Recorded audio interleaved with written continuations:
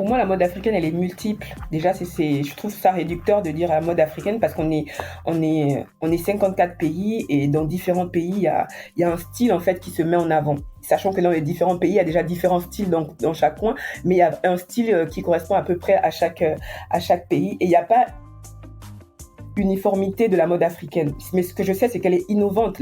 C'est un truc de fou ce qu'on peut reconnaître à tous les créateurs africains, c'est qu'ils sont hyper créatifs, mais ils font des choses que le monde entier nous envie en fait. Et la preuve, la plupart des marques occidentales maintenant reviennent sur ce que nous faisons. Ils ont un regard très poussé sur ce qui se fait sur le continent. On a encore vu Balmain avec le bijou de visage là qui revenir sur la polémique. On a encore, il y a je sais plus quel créateur, je crois que c'était Yves Saint Laurent qui avait copié un sac. Je sais pas si c'est d'Adama Paris ou d'une autre marque là qui s'appelait la Boyette, un sac qui ressemblait à une baguette. Je veux dire, chez nous, on est vraiment très très très créatif. On a vraiment ce côté innovant. On n'est pas calqué sur la mode européenne, sur la mode occidentale. On apporte quelque chose de plus. Et c'est ce que le monde nous envie. Et j'aimerais bien que cette nouvelle génération reste dans ça. Il y a des nouveaux créateurs que j'adore, que je vois un peu partout sur le continent, qui ont vraiment ce côté innovant qu'ils apportent dans la mode. Ça, c'est vraiment ce que je pourrais qualifier de la mode africaine. Et au niveau des mannequins aussi, je trouve que c'est diversifié maintenant. On va plus avoir que le mannequin filiforme comme on voulait absolument que toutes les filles elles soient minces, tout ça. Nous tous, on était dans ça. Il faut absolument qu'on soit mince, qu'on se fasse du 34 maxi et tout. Mais là, on voit des super beaux mannequins africains qui ont des formes. Il y en a qui sont petites. Genre, je veux dire, on est vraiment dans l'innovation au niveau de l'Afrique. Bienvenue dans ce nouvel épisode du podcast Africa Fashion Tour. Je vous emmène avec moi à la rencontre de créateurs basés sur le continent africain. Je vous invite à voyager à Abidjan, Dakar ou Bamako pour découvrir les parcours de professionnels talentueux, responsables et ambitieux. Au fil des interviews, je me rends compte que chaque entrepreneur veut contribuer au rayonnement de la créativité africaine sur le continent et au-delà. Ce podcast est un moyen de sortir des clichés du boubou et du wax pour présenter un éventail de tissus, de savoir-faire et de créativité trop souvent sous-représentés. Je suis Ramata Diallo, je suis professeure de marketing dans des écoles de mode parisiennes et je suis également consultante spécialisée dans l'accompagnement de porteurs de projets qui veulent lancer leur marque de mode. En 2017, j'ai assisté à ma première Fashion Week en Afrique et depuis, je voyage régulièrement sur le continent pour aller à la rencontre de ceux qui font la mode en Afrique. Le podcast est le moyen que j'ai trouvé pour partager au plus grand nombre une autre vision de la mode africaine. Aujourd'hui, je suis en compagnie de Dorine Mbumba. Dorine est mannequin et défile notamment pour Iman Aissi lors de la présentation des collections haute couture à Paris et elle défile également dans différentes Fashion Week en Afrique. Dorine est également entrepreneure, autrice du livre Shanghai et moi et elle a créé le compte Instagram Parlons Mode dont l'ambition est de mettre en lumière les talents de la mode africaine et particulièrement ceux du Gabon dont elle est originelle. Aujourd'hui, je l'ai invitée à parler, à raconter son parcours et à partager sa vision de l'écosystème de la mode en Afrique. Bienvenue Dorine, comment vas-tu ? Bonjour Ama, je vais très bien. Et toi ? Ça va très bien, merci. Écoute, je suis ravie de te retrouver pour enregistrer cet épisode de podcast. On avait déjà eu l'occasion d'échanger ensemble par le passé, notamment lors d'un événement que j'avais organisé à Paris en 2018. Et puis après, depuis, on se suit un petit peu sur les réseaux. Donc, écoute, comme d'habitude, je vais te demander de te présenter pour commencer cet épisode. Déjà, je te remercie d'avoir pensé à moi pour venir expliquer un peu qui je suis et parler de mon expérience. Je m'appelle Dorinex Mbumba. Dorinex parce que Dorine Xavier et je colle le X de Xavier à Dorine pour pas oublier mon deuxième prénom. Je m'appelle Mbumba, je suis mariée, du coup je m'appelle aussi Longin, je suis originaire du Gabon, je suis mannequin international comme tu disais tout à l'heure, je défile dans les Fashion Week de Paris, de Cape Town, un peu partout en Europe aussi et dans plusieurs capitales africaines. Et derrière ça, je suis entrepreneur dans la mode et aussi en dehors de la mode. C'est un peu ce que je suis. Je suis aussi la maman d'une magnifique petite fille qui s'appelle Yami. Très bien. Écoute, ça laisse présager cette présentation Plein de questions et plein de sujets différents, mais on va commencer du coup par le démarrage en fait. C'est ta carrière dans la mode et notamment ton parcours de mannequin. Et notamment, je pense que le livre que tu as sorti récemment, Shanghai et moi, ça raconte effectivement ton parcours de mannequin. Donc, est-ce que tu peux nous raconter un petit peu comment cette aventure-là, elle a commencé pour toi? Bah, cette aventure, elle a commencé exactement où commence le livre, à Shanghai. Mais avant d'aller à Shanghai, j'ai eu mon bac au Gabon. En fait, j'ai fait toutes mes classes au Gabon. Et quand j'ai obtenu mon bac, derrière ça, j'ai eu une bourse pour aller étudier au Togo. Et je rêvais de devenir mannequin, mais sans plus. Franchement, sans plus. J'avais pas confiance en moi. Je me disais que je correspondais pas du tout au, au type de filles qui pouvaient devenir mannequin. Moi, je me disais que mannequin, c'était vraiment pour les filles exceptionnelles, magnifiques, et je me trouvais pas du tout dans ce genre-là. Et en arrivant au Togo, après 2 mois, j'ai rencontré une fille qui m'a proposé de venir passer un casting. Et c'était pour l'Expo universelle de Shanghai.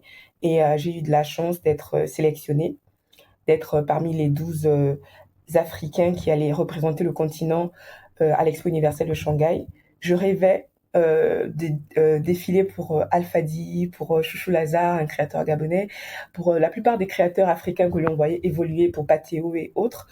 Et quand on est arrivé à Shanghai, déjà c'était pour 6 mois, donc défiler pendant 6 mois, et je pensais que c'était pour des différents créateurs africains. Donc j'allais faire une entrée fracassante dans l'univers de la mode africaine. Mais arrivé sur place, c'était la désillusion parce qu'au final, on était là pour défiler pour euh, une créatrice chinoise à l'Expo universelle de Shanghai dans le pavillon Afrique. Alors que normalement, en fait, on se dit qu'on va représenter le continent, donc on va représenter sa mode, on va représenter sa culture. Bah, sur place, en fait, ce n'était pas du tout ce qui était prévu par l'organisation. Et au bout de 4 mois, après moult tractations avec l'équipe, je travaillais avec une dame qui s'appelle, comment elle s'appelle? Elina Tsesega, c'est une Éthiopienne qui vivait à Shanghai depuis très longtemps, qui était dans notre équipe et qui s'est dit, mais attendez, on va pas rester comme ça pendant 6 mois. Il faut absolument qu'avant la fin de l'expo, on arrive à présenter quelque chose qui représente vraiment le continent au lieu de pavaner. Là, on défile pas, là, on fait du show. Et on s'est un peu rébellé et on a réussi à proposer à la team qui a finalement accepté de créer des tenues avec les tissus emblématiques africains. Le tissu d'Éthiopie, les tissus du Mali, du Ghana, je crois que de la Côte d'Ivoire aussi. On a réussi à monter une collection comme ça en 2, 3 semaines et qui a été extraordinaire. D'ailleurs, la collection s'appelait African Fabric Fashion Forever. On a utilisé de la musique africaine.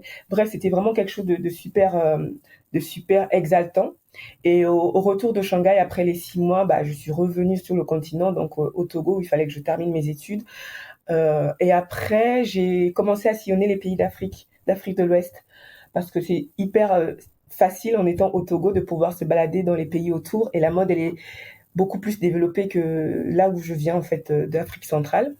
Et on peut se balader comme ça dans différents continents, dans différents pays, pardon, découvrir non seulement la mode des différents pays, mais aussi la culture, les gens, comment ils vivent. Et nous, on avait, en tout cas moi, pour ma part, j'avais une vision assez arriérée des autres peuples africains. Et ces voyages autour des différents pays d'Afrique de l'Ouest, du Bénin, du Ghana, du Niger, du Sénégal, de la Guinée-Conakry, tous ces pays-là, en fait, ces voyages-là m'ont vraiment ouvert les yeux, m'ont donné une vision vraiment panafricaine. Parce qu'aujourd'hui, je me considère vraiment comme une Africaine à part entière, alors qu'avant, je me considérais juste comme une Gabonaise. Très bien. Du coup, c'est intéressant que tu partages en fait vraiment, comment dire, ce point de départ où toi, dès le départ, en fait, le lancement de ta carrière, ça a été à l'étranger, et ensuite le retour que tu fais où tu voyages dans différents pays. Quand tu voyageais en fait dans ces différents pays, à chaque fois, c'était dans le cadre d'événements, de défilés, de Ah oui, présentations de collections. exactement, exactement. C'était toujours dans le cadre d'un défilé de mode. En étant au Togo, on avait la possibilité d'être sélectionné, mais par photo, pour un événement au Ghana. Et il y avait une sélection, par exemple, de 5, 6 mannequins. Et je faisais tout le temps partie de la team. Et donc, on partait en voiture vers le Ghana. Euh, où au départ, je vais vous raconter un peu le Canva, comment ça se passe dans les pays africains, j'adore ça.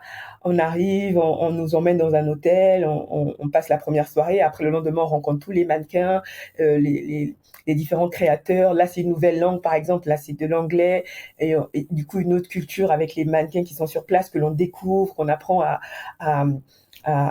on apprend à discuter avec, voir un peu les humeurs des uns et des autres, voir un peu qui match avec nos personnalités ou pas. On voit les différentes tenues qui sont différentes, par exemple du Togo ou du Bénin où j'ai beaucoup défilé. Et après, il y a les répétitions qui sont différentes de ce qu'on fait d'habitude. En fait, c'est vraiment exaltant, c'est vraiment hyper intéressant. Le déroulé d'un événement de mode d'un pays à un autre, d'une culture à une autre, c'était vraiment très très beau. Et je me déplaçais toujours dans le cadre de la mode. J'ai jamais fait un autre pays africain pour mes besoins personnels. Ça a toujours été dans l'univers de la mode. C'est comme ça que je découvre l'Afrique.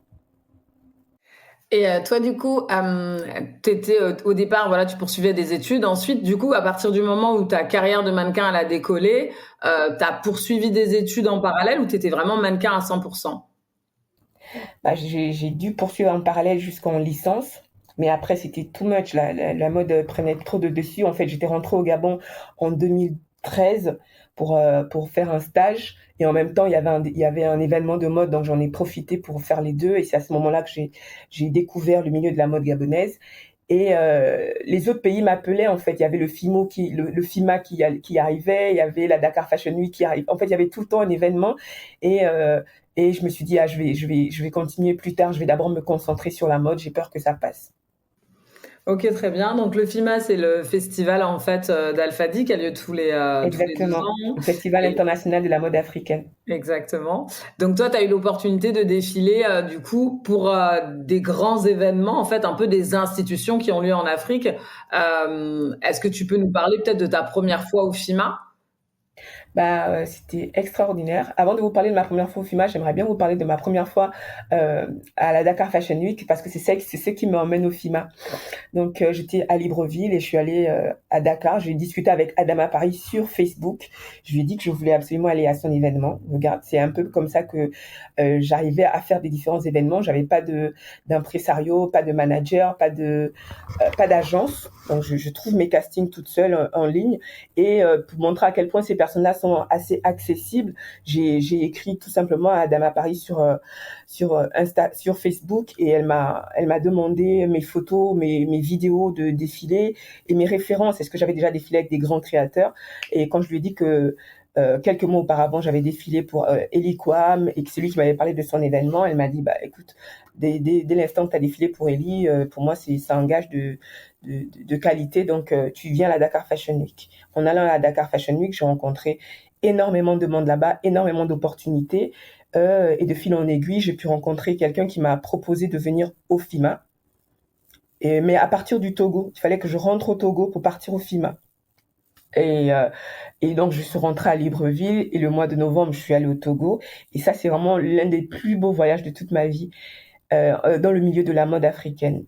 À Lomé, on a attendu l'arrivée des mannequins qui sont arrivés, je crois, de Côte d'Ivoire et du Bénin. Et de là, nous avons tous pris la voiture ensemble pour aller, le bus ensemble pour aller à Accra. À Accra, on a pris d'autres mannequins qui venaient d'autres pays, en tout cas du Ghana, mais aussi d'autres pays. On a pris, en fait, en route, on a pris tout le monde. C'était comme une caravane et c'était absolument génialissime de pouvoir échanger avec d'autres mannequins, d'autres personnalités, parce qu'il y avait aussi des créateurs, des maquilleurs, des photographes, des vidéastes. En fait, il y avait tout cet univers de la mode là dans un bus. Et à chaque fois, il y avait des nouvelles personnes qui s'ajoutaient. Il fallait se représenter. Il fallait vraiment créer une ambiance. Et quand on est arrivé au Niger, c'était juste magnifique, magnifique. Parce que souvent, on entend parler de différents pays africains comme étant des pays qui souffrent, où les gens sont dans d'une pauvreté extrême. On oublie en fait ce côté très très humain, très très beau, mais vraiment magnifiant qu'est l'Afrique dans son accueil des autres populations. J'ai vraiment vécu ça comme ça. J'ai adoré aller au Niger, aller à Niamey. Arrivé à Niamey, il y avait un hôtel, en fait, un grand espace, un grand hôtel dédié aux mannequins et même des appartements. Et il y a eu comment dire, rencontrer les autres mannequins et partager en fait par affinité des appartements. Donc on a partagé des appartements avec des différents mannequins qui venaient. Je venais du Gabon, j'étais avec des mannequins qui venaient du Ghana, du Nigeria et du Togo.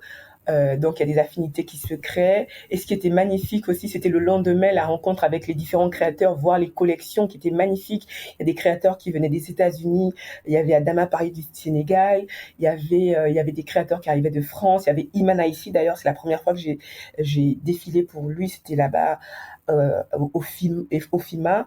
La scène était juste magnifique, ça n'a rien à voir avec les podiums qu'on voit partout, le grand T comme d'habitude. Oh là, c'est vraiment créatif, c'est vraiment une image merveilleuse que l'on donne de la mode africaine et de la créativité africaine. Très bien, mais en tout cas, c'est intéressant en fait que tu partages vraiment les coulisses en fait et la manière dont ça se passe. Parce que c'est vrai que nous, quand on voit le spectacle final, que ce soit à la télé ou moi j'ai pu assister au FIMA il y a 2 ans maintenant, c'était à Rabat au Maroc. Et c'est vrai que en tant que spectateur, on ne sait pas tout ce qui se passe derrière en fait. Donc c'est intéressant que tu racontes à quel point l'ambition du FIMA, c'est vraiment de faire venir des créateurs de toute l'Afrique et des mannequins de toute l'Afrique. Et donc, il y a toute une logistique, en fait, qui permet d'arriver à cet objectif. Exactement. Et après, c'est un spectacle grandiose. Au niveau de ta carrière... Le spectacle est grandiose, je pense, parce que les coulisses sont grandioses. C'est parce que en amont, ils mettent vraiment tout en place pour que l'organisation elle soit parfaite, elle soit bien brodée pour qu'au final, le spectacle, il rentre bien. Effectivement, en général, comment dire, une réussite extérieure, il y a toujours un travail en amont qui permet d'assurer en fait un succès. Au niveau de ta carrière de mannequin, donc tu parles de défiler sur le podium, tu fais aussi des photos en fait. Donc on peut te solliciter pour du défilé, mais on peut te solliciter aussi pour des campagnes, pour des photos, ce genre de choses. Est-ce que ça, c'est quelque chose que tu as toujours fait dès le départ ou comment elle a évolué ta carrière par rapport à ça? Par rapport au shooting photo et aux campagnes, elle a évolué en parallèle. Les deux allaient de pair. Parce qu'en fait, on voit beaucoup plus les défilés. C'est la partie la plus visible de l'iceberg dans l'univers de la mode, que ce soit en Afrique ou ailleurs d'ailleurs. Mais les shootings photos, les campagnes font partie de la même entité. Un mannequin, il faut absolument qu'il fasse tout le temps des photos, qu'il soit à l'aise devant un appareil photo, parce que justement, quand on est sur le podium, au moment de prendre la photo qui va faire le tour du monde après un défilé, il faut être préparé à ça. Et donc, j'ai toujours fait en parallèle des shootings photos et des campagnes de publicité. La première que j'ai faite, je crois que c'était en 2011 ou en 2012 pour une marque d'une créatrice togolaise, mais qui évolue à Paris, qui s'appelle Vanessa Augry. Et c'était génialissime aussi. Ok. Toi, on sent que tu es vraiment du coup passionnée par ce métier. Ce que tu évoquais à un moment donné, c'est le fait que toi, tu travaillais seule au départ, tu n'avais pas d'agent ou de manager. C'est toi qui contactais directement via les réseaux sociaux les organisateurs d'événements. Aujourd'hui, c'est toujours comme ça que tu travailles? Je pense, depuis entre 2018 et 2022, on va dire, j'avais une agence sur Londres et qui m'a trouvé, en fait, c'est mon agence mère et qui m'a trouvé des agences un peu partout. Mais ça n'a jamais stoppé ce côté auto-management. Parce que moi, je me disais, ah, mais quand j'aurai une agence mère, j'aurai plus besoin de faire tout ce travail en amont, là, de trouver des castings, de trouver des événements, me mettre moi-même en avant. En fait, l'agence, elle va faire tout ce boulot de management, mais en ayant eu une agence mère, je me suis rendu compte que, bah, ça change rien, hein. Ça change rien. Ils te trouvent des castings, mais la plupart du temps, je travaillais en freelance. Vraiment, la plupart du temps, je travaillais en freelance. Surtout en Afrique, parce que là, c'est vraiment du relationnel avec l'expérience. Et mais vraiment la plupart des jobs que j'ai pu faire à 70%, je les ai trouvés moi-même, même en ayant une agence. Et depuis 2023, comment dire ça? J'ai mis un frein avec les agences. J'ai une agence parce qu'il faut quand même être représenté. Ça fait toujours bien d'être représenté. La semaine prochaine, je dois faire une campagne publicité via une agence. Mais la plupart des jobs que je les trouve perso. Et c'est mieux comme ça parce que ça me met moins le stress, on va dire. D'accord. Et du coup, ça veut dire que toi, dès le début, tu as toujours eu cette façon de travailler, cette indépendance, en fait, qui fait que t'allais t'adresser directement aux organisateurs d'événements, aux marques. Comment tu procédais en fait? T'envoies un message en disant bonjour, je suis Dorine, je suis mannequin, on peut travailler ensemble? C'est ça. C'est ça. Par exemple, je vous raconte une anecdote qui est très drôle. C'est que je vivais au Gabon et tous les 4 mois, je montais en France pour des vacances. Et avant de monter, je checkais en France et en Europe tous les événements de mode qu'il y avait. Et en checkant, j'ai vu qu'il y avait en 2015 la Fashion Week d'Amsterdam. Je me suis dit, bah pourquoi pas. J'ai vu la liste parce qu'il y avait pas, je pensais que c'était comme en Afrique, comme le FIMO, où tu écris à une institution, tu écris à une organisation, et là tu vas pouvoir défiler pour différents créateurs. Mais en fait, dans les différentes Fashion Week, je m'en étais rendu compte à ce moment-là qu'il fallait contacter directement les créateurs. On pouvait pas contacter un organisme. La Fashion Week d'Amsterdam euh, ne, ne, ne, ne deal pas les castings, en fait, ne gère pas les castings. Et donc, moi, ce que j'ai fait, j'ai vu la liste, il y avait une trentaine, une quarantaine de créateurs. J'ai écrit à tous les créateurs. Bonjour, je m'appelle Dorinex Mbumba, je suis mannequin, je vis au Gabon, mais je suis de passage en Europe et j'aimerais beaucoup défiler pour vous. J'ai vu vos créations, je les adore. Est-ce que vous avez un casting? À quelle date est prévu le casting? Quel est votre cachet? C'était ça, parce qu'il fallait absolument qu'il y ait une rémunération derrière dès le départ. Et dites-vous bien que sur 40 créateurs, j'avais eu 2 réponses, une négative et une positive. Une qui m'a dit, bah c'est super, j'aime beaucoup tes photos, viens, notre casting il est à telle date, est-ce que tu peux venir à Amsterdam? Et le défilé il est payé tant. En plus, cette dame-là, elle avait 2 défilés, elle s'appelle Monique Collignon, elle avait 2 défilés pendant la Fashion Week, et elle m'a dit, bah si tu peux venir, bah ce serait trop bien. Je suis allée passer le casting.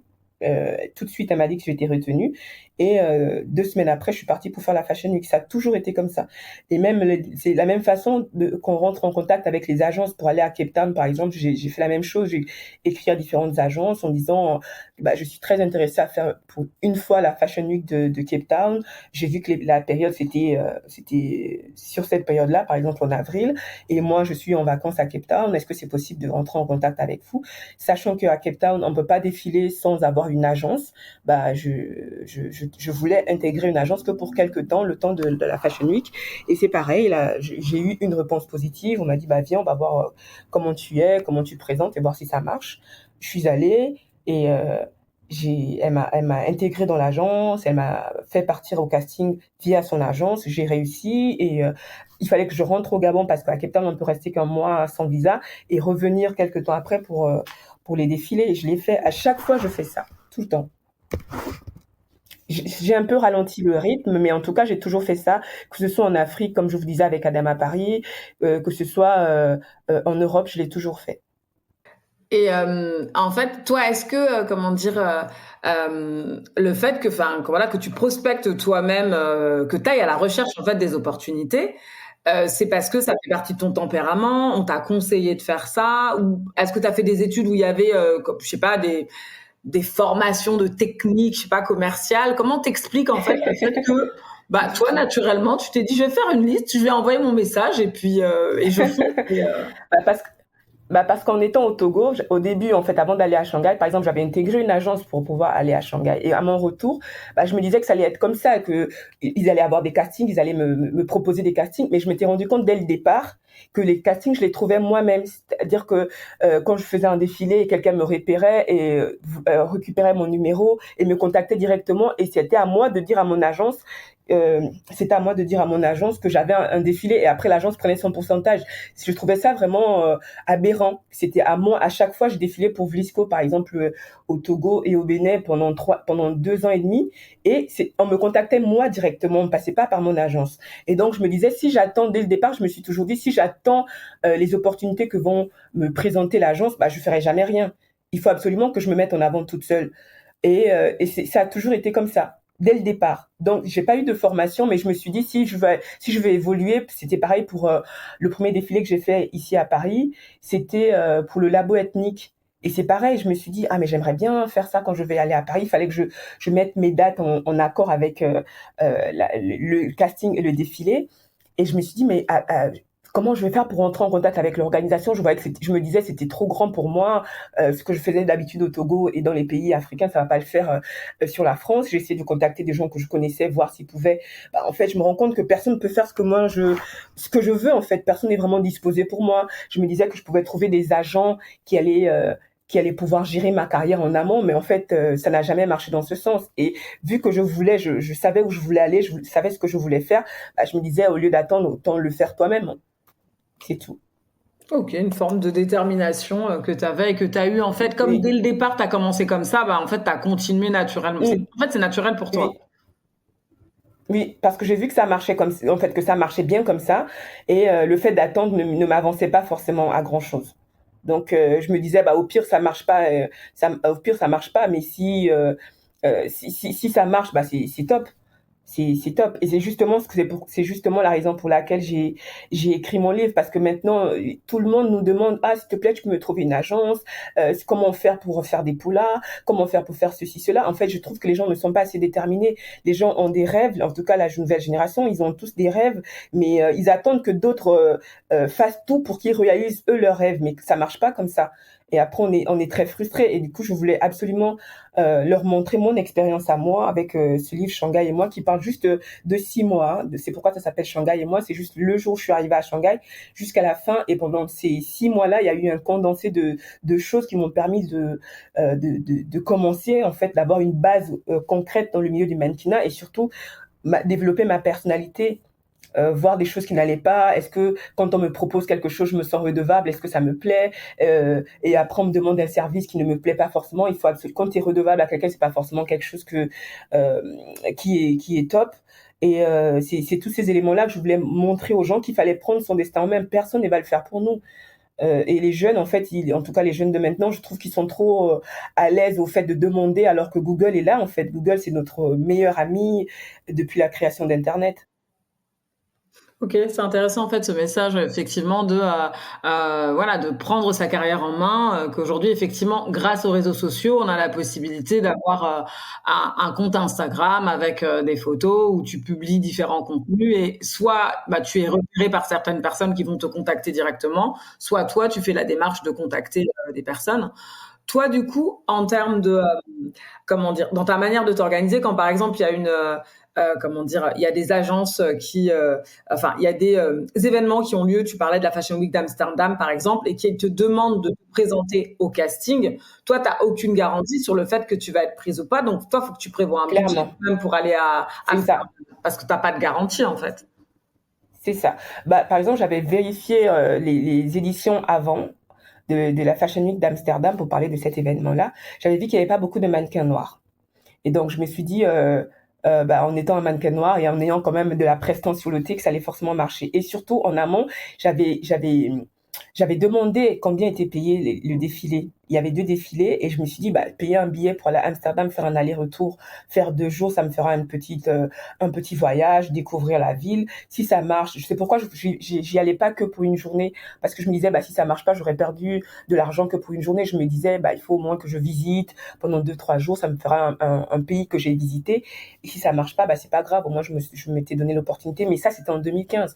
Pour vous dire, maintenant, je le fais plus de mettre un budget comme ça, parce que maintenant, on a les castings sur Teams. Tu peux envoyer des vidéos de toi où tu marches. T'es plus obligé de te présenter physiquement, j'ai envie de dire, parce que c'est beaucoup plus incertain. Les profils, on les trouve. Mon profil à moi, mais il y a des centaines et des centaines de filles qui ont le même profil. OK, donc du coup, en fait, tu as clairement investi sur toi, que ce soit de par ta stratégie de aller identifier, les opportunités pour pouvoir, décrocher des contrats et puis aussi avoir un budget qui te permette, de te déplacer en Afrique et en Europe et du coup, toi, dès le départ, dans la manière dont tu as envisagé ta carrière, tu as défilé, bah, dans différents événements, le FIMO, le FIMA, la Dakar Fashion Week en Afrique, à Cape Town aussi, et tu as aussi défilé en Europe.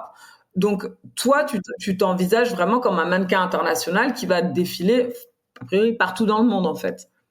C'est ça. C'est exactement c'est comme ça que je me définis. Je me définis vraiment comme mannequin international pour 2 raisons.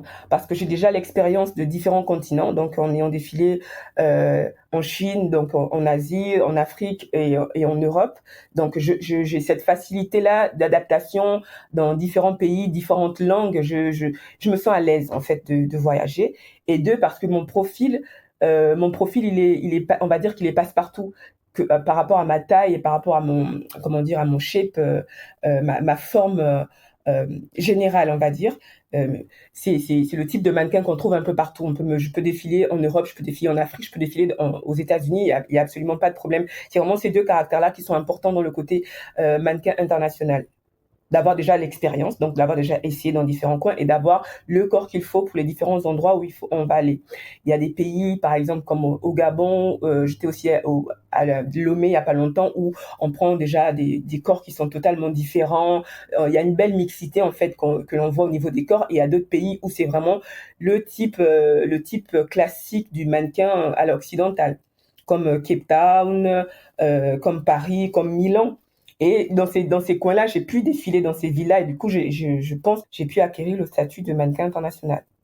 Ok, très bien. Donc c'est intéressant de comment dire et toi en fait de voir comment toi en fait dès le départ t'es allé dans des terrains sur lesquels on t'attendait pas forcément et t'as pris le risque en fait. Toi, est-ce que t'as l'impression, puisque ça fait quelques années en fait que t'es dans le métier, qu'aujourd'hui, c'est ce que tu évoquais un peu, tu disais aujourd'hui, il y a davantage de femmes qui ont le même profil que toi, le même type que toi, alors qu'il y a une époque où il y en avait moins. Toi, tu as l'impression qu'il y a une meilleure représentation, visibilité des mannequins noirs aujourd'hui, que c'est plus facile de trouver du travail pour un mannequin noir à l'international par rapport à toi quand tu as démarré?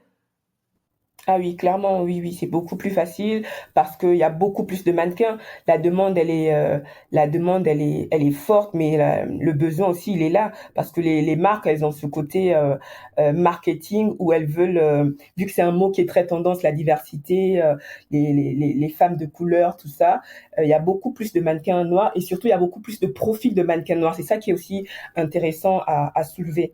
C'est que ce soit en Europe, parce que l'Europe, c'est la vitrine même de la mode, que ce soit aux États-Unis, par exemple, en Amérique du Sud aussi, on n'en parle pas beaucoup, il y a quelques mannequins noirs qui font du très, très, très bon boulot, au Mexique, au Brésil, tous ces pays-là dont on parle pas très souvent, et aussi la représentation du mannequin, du métier de mannequin sur le continent africain, il est beaucoup plus développé, même s'il y a des endroits où ça regresse au niveau des cachets, les sommes sont de moins en moins importantes parce que la demande, elle est forte.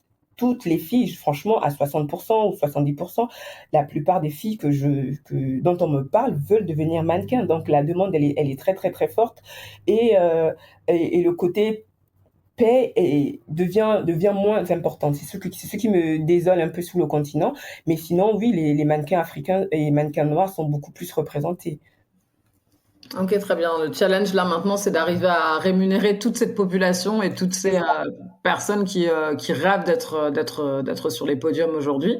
C'est ça. Et comme dans tous les métiers, par exemple, souvent on nous dit oui, mais les mannequins, il y a plein de mannequins, tout le monde veut devenir mannequin. J'avais fait un défilé où on me disait oui, mais il y a plein de filles, on a du mal à dire non. Bah, c'est bizarre parce que dans toutes les entreprises du monde, il y a beaucoup plus de demandes de tous les corps de métier parce qu'il y a beaucoup plus de personnes actives, il y a beaucoup plus de personnes qui sont sur le marché du travail. C'est pas pour autant qu'on va prendre 2 directeurs des ressources humaines alors qu'on a le salaire que pour un. Alors que dans la plupart de ces entreprises-là, d'ailleurs, on prend une personne pour faire le boulot de 3. Tu vois ce que je veux dire? Et pour les mannequins, par contre, on a ce côté, oui, mais on prend beaucoup plus de monde et du coup, vous serez moins payé. Non, c'est votre responsabilité à vous, en tant qu'organisateur d'événements, de prendre le nombre de mannequins qu'il faut par rapport au budget que vous avez. Par rapport au budget que vous avez, parce que le mannequinat est un métier. On a tendance à vraiment fustiger ces jeunes filles-là ou bien ces jeunes garçons-là parce qu'ils n'ont pas, parce qu'on dit que c'est un métier frivole, c'est un métier où les gens ne sont pas responsables, les mannequins ne sont pas assez investis. Mais comment voulez-vous que les gens s'investissent s'il n'y a pas d'argent dedans? Moi, comme je disais tout à l'heure, j'ai fait beaucoup d'investissements personnels, que ce soit physique, au niveau de la recherche et tout, au niveau des finances, parce que je savais derrière ça que je pouvais gagner des sous.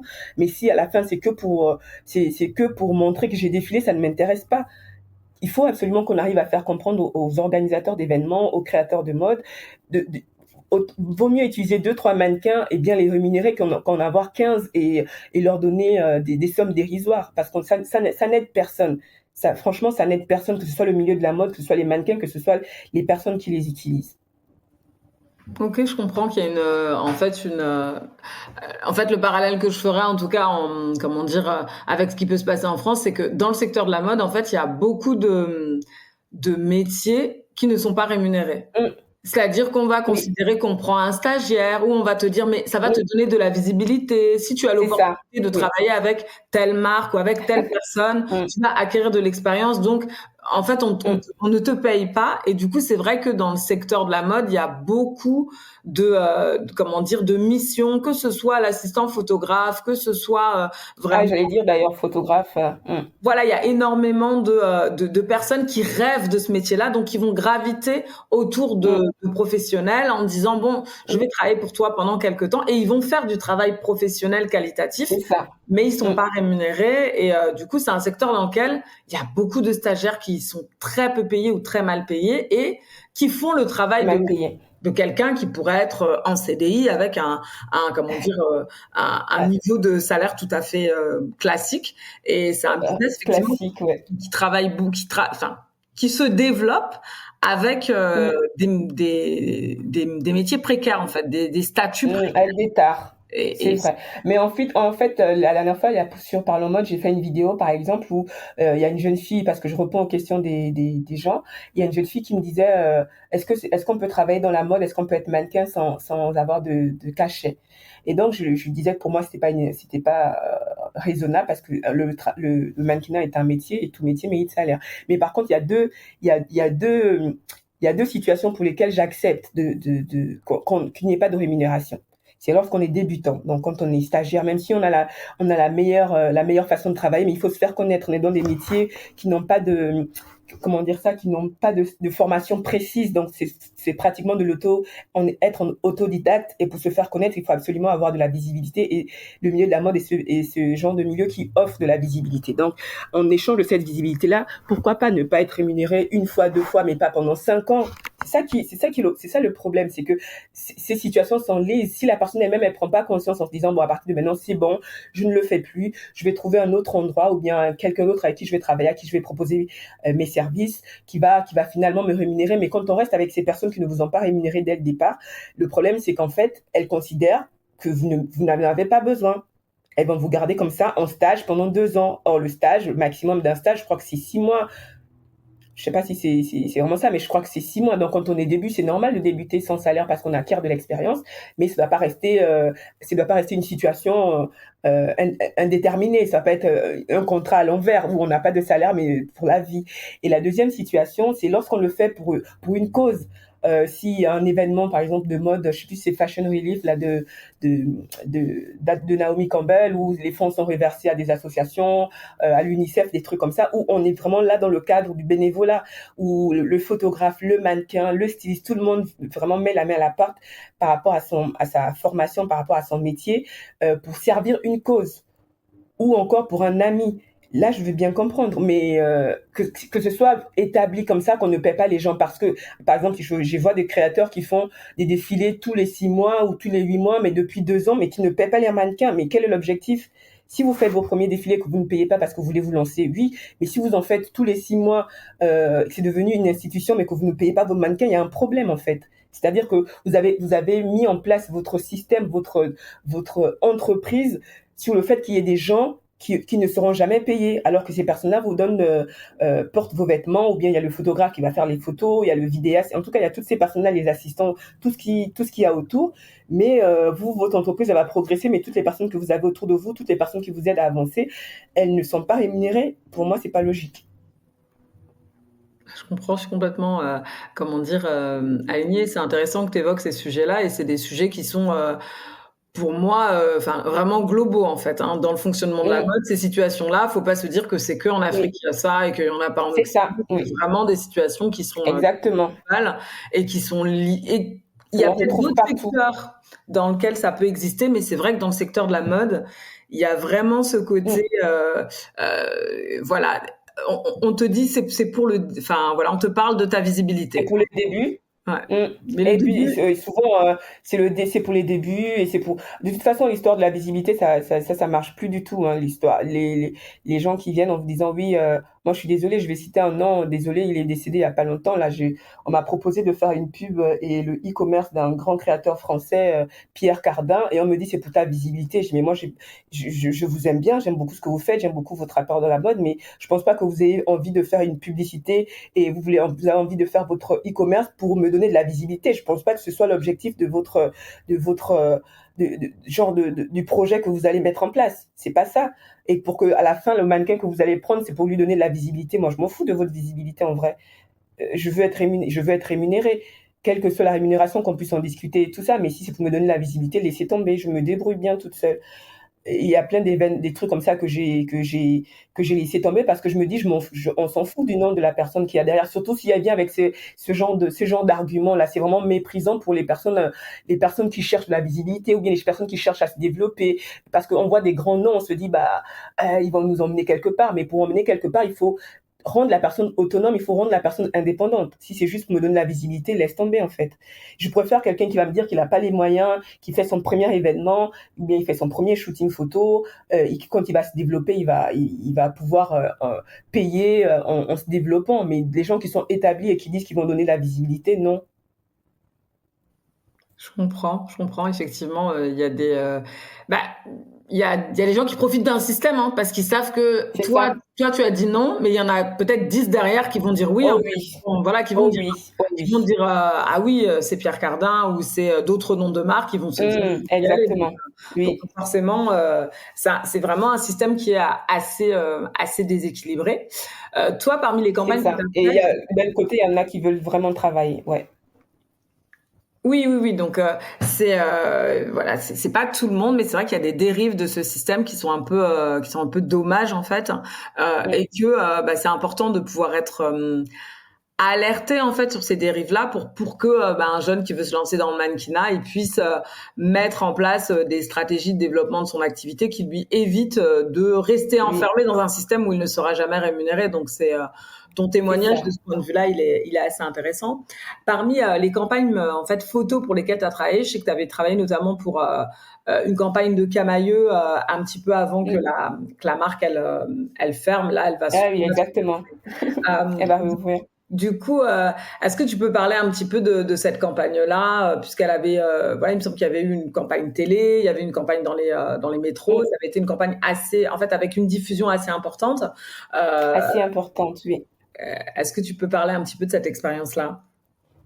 Bah écoutez, franchement, c'est l'une de mes plus belles expériences, si ce n'est la meilleure non pas la meilleure, dans le milieu du mannequinat. C'est l'une de mes plus belles en perso, parce que j'avais accouché 2 ou 3 mois avant, et je me disais, j'avais préparé mon après, parce que je m'étais dit, si ça se trouve, j'aurais pris beaucoup de poids, et puis je serais plus forcément en phase avec le milieu du mannequinat, du mannequinat comédien, et j'aurais plus forcément envie de faire ça.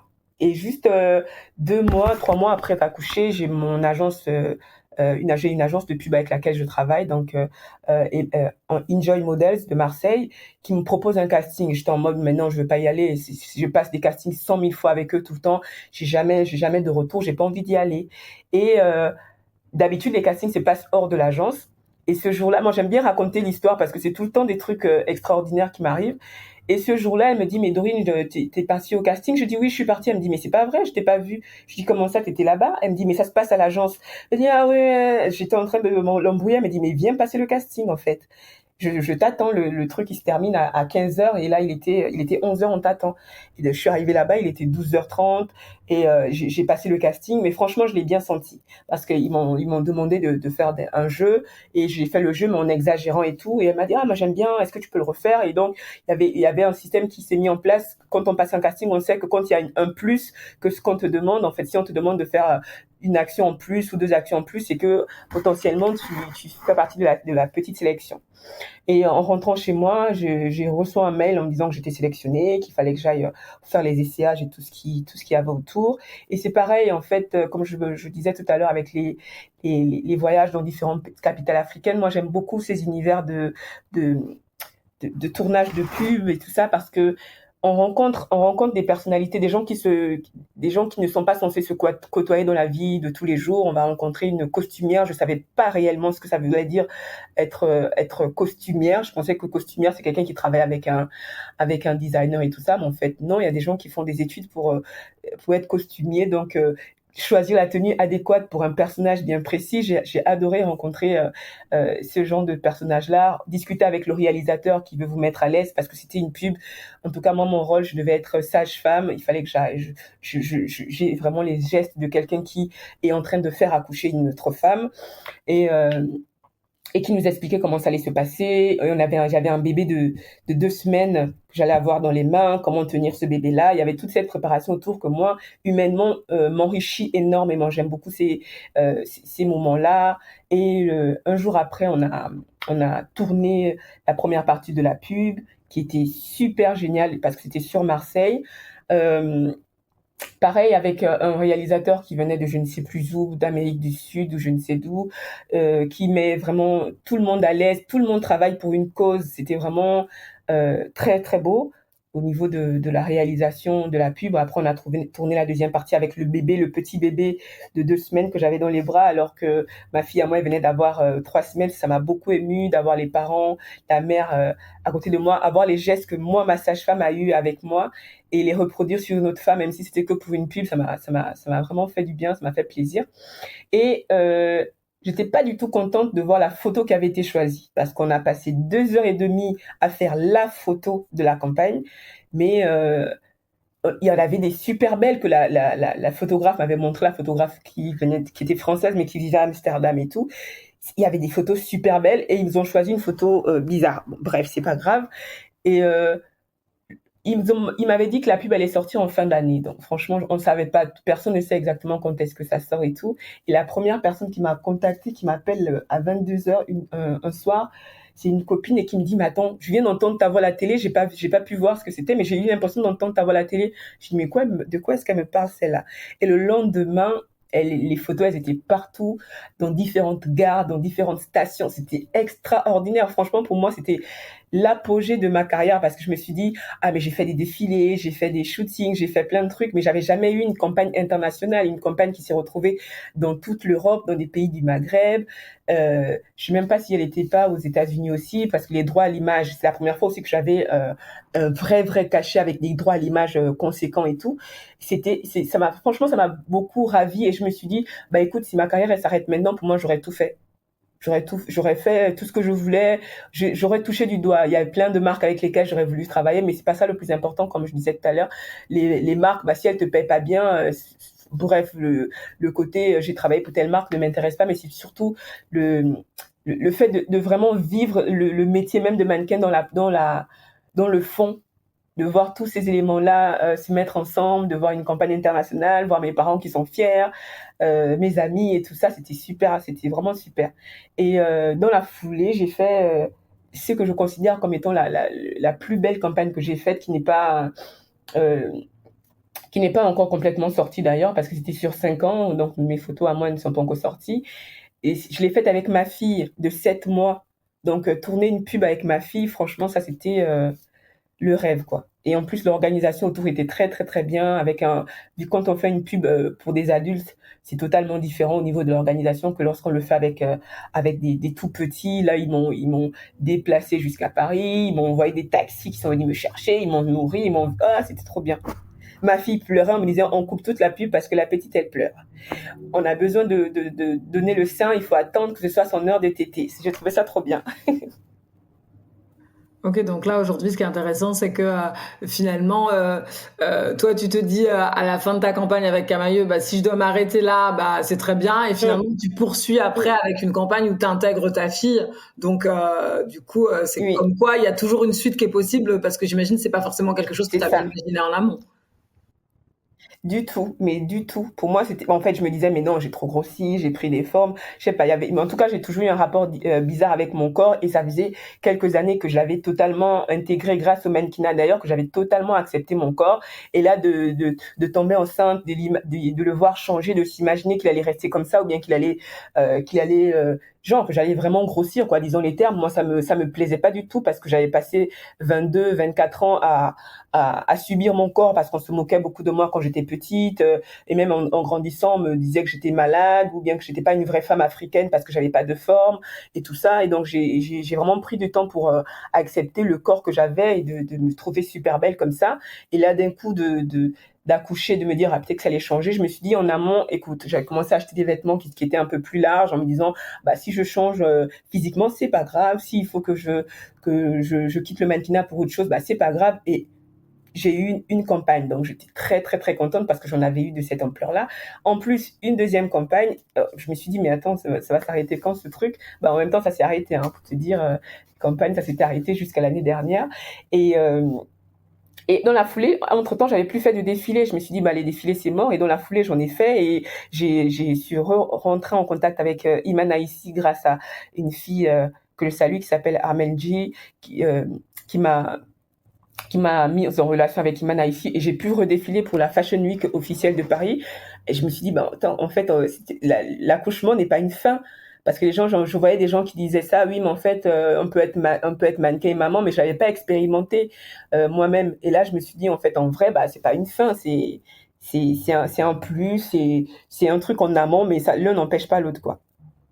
OK, super, bah, c'est intéressant que tu partages ça, que tu partages, les doutes que tu as pu avoir, surtout quand on est dans un métier comme ça où, bah, c'est son apparence et son image, en fait, qui nous fait, bah, qui est notre gagne-pain.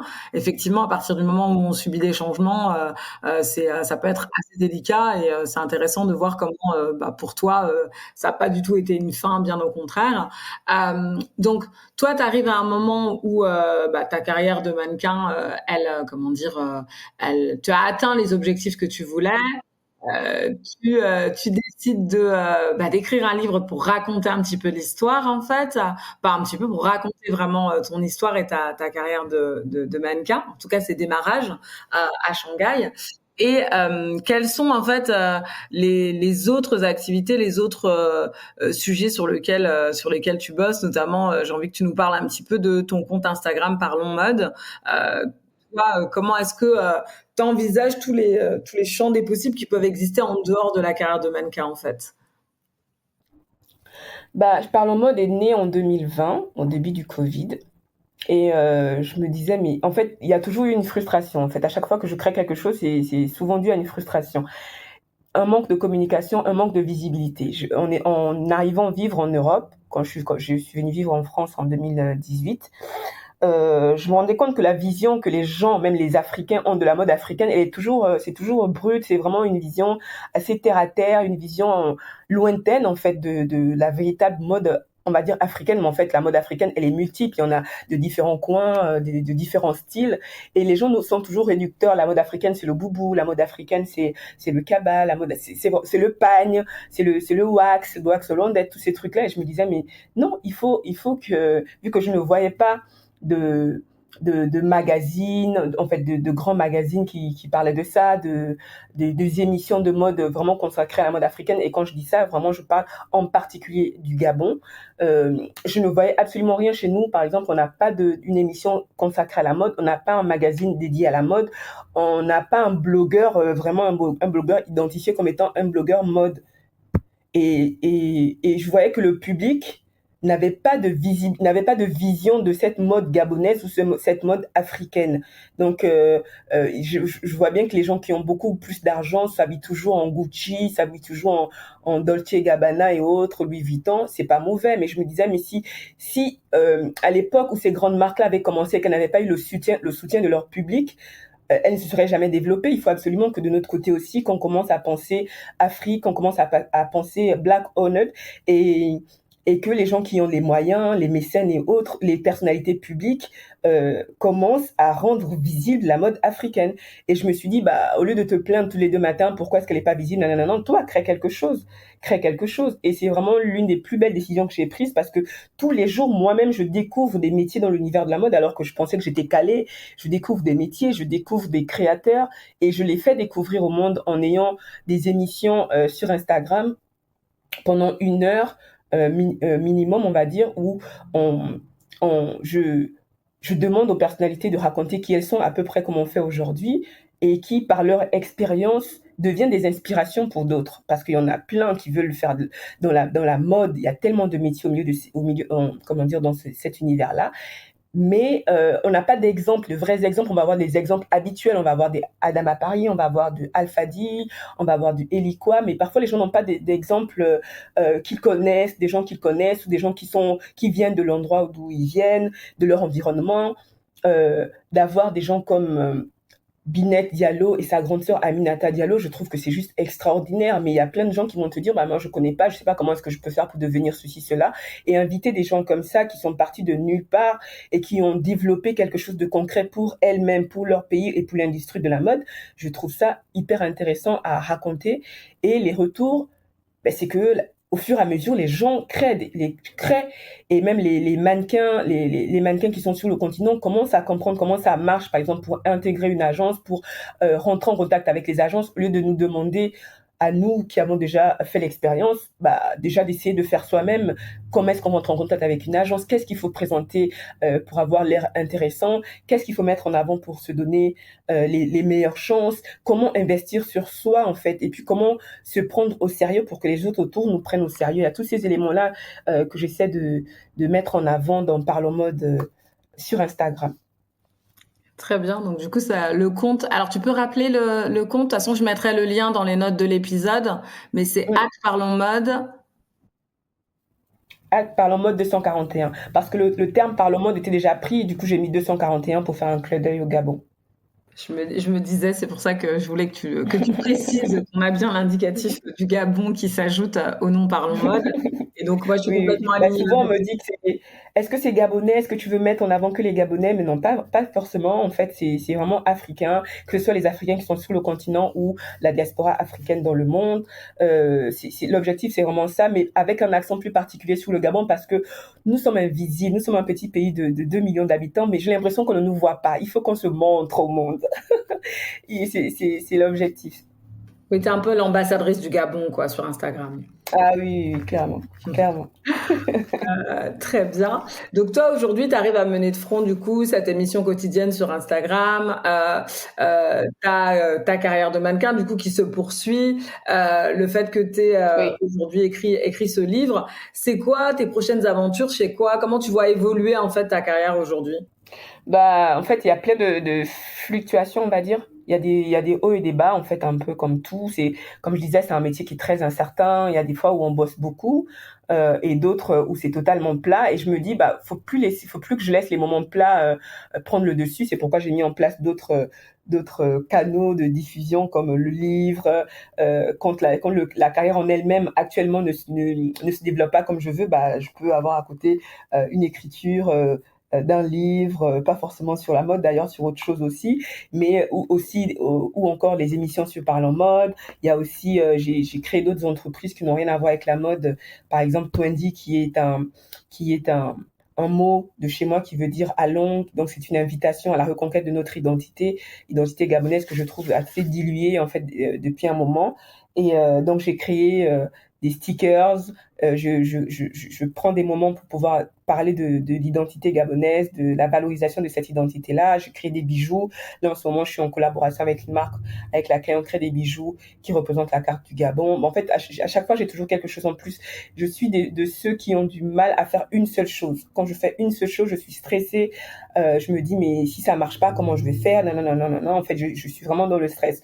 Or, lorsque je développe mes activités, lorsque ça marche pas ou que je sens un blocage quelque part, je peux me mettre ailleurs et regarder autre pareil. C'est comme ça que j'ai l'impression que même l'univers fonctionne avec moi parce que là, par exemple, comme je vous disais, j'ai une campagne de pub la semaine prochaine. Je suis très, très, très ravie et ça me tombe juste dessus comme ça.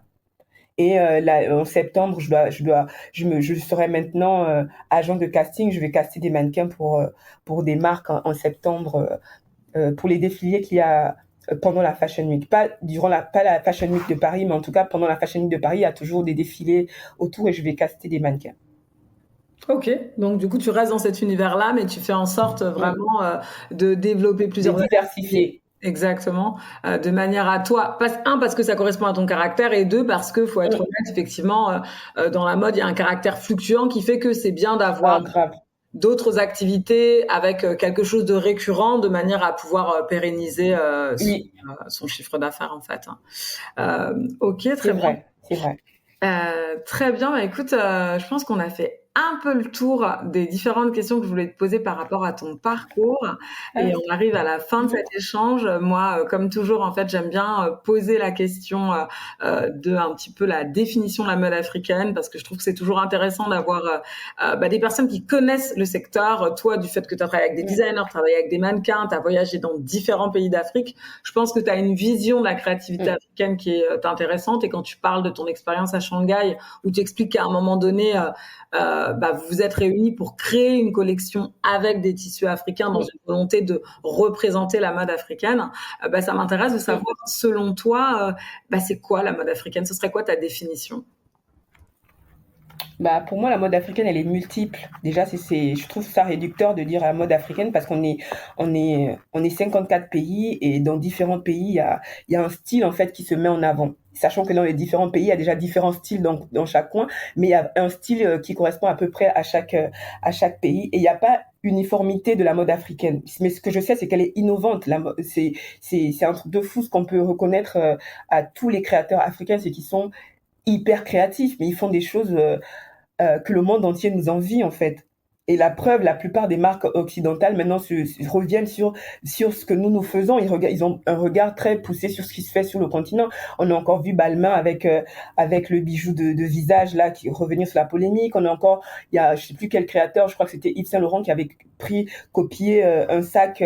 Je sais pas si c'est d'Adama Paris ou d'une autre marque là qui s'appelait la Boyette, un sac qui ressemblait à une baguette. Je veux dire, chez nous, on est vraiment très très très créatif. On a vraiment ce côté innovant. On n'est pas calqué sur la mode européenne, sur la mode occidentale. On apporte quelque chose de plus. Et c'est ce que le monde nous envie. Et j'aimerais bien que cette nouvelle génération reste dans ça. Il y a des nouveaux créateurs que j'adore, que je vois un peu partout sur le continent, qui ont vraiment ce côté innovant qu'ils apportent dans la mode.